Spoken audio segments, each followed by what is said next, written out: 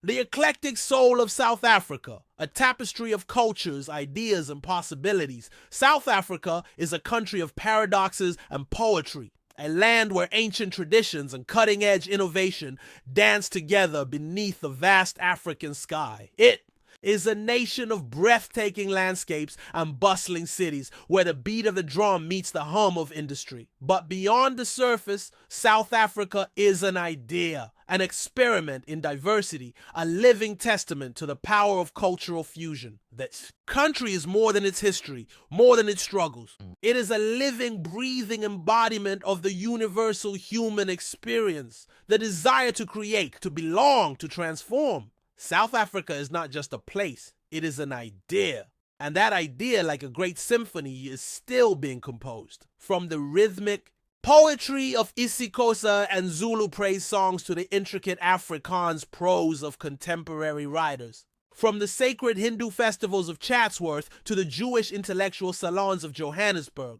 From the Sotho blanket-wrapped elder sharing wisdom in the Free State to the tech-driven millennials launching startups in Soweto, South Africa is a country that refuses to be pinned down.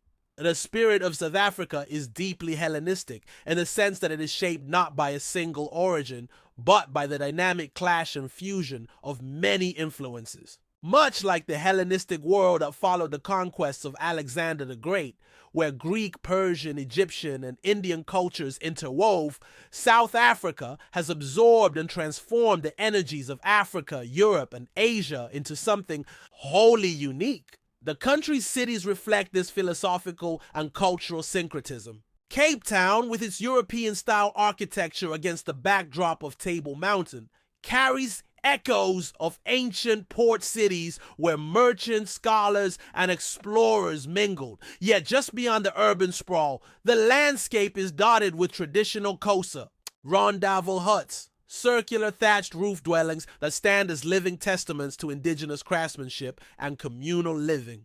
Durban's rich Indian influence, from its spice markets to its temples, makes it a modern gateway between Africa and Asia. Johannesburg, the beating economic heart of the nation, pulsates with the creative chaos of a true cosmopolis where visionaries, risk-takers, and storytellers shape the future. The Archbishop of the Church of England, the Anglican Church, Desmond Tutu, said it very well. Desmond Tutu's term, Rainbow Nation, is often invoked to describe South Africa's multicultural society, but the concept goes beyond a mere collection of different races. A rainbow is not static. It shifts, blends, and evolves depending on the light and angle. Likewise, South Africa is constantly reinventing itself, absorbing influences, and generating new forms of culture, music, art, and thought.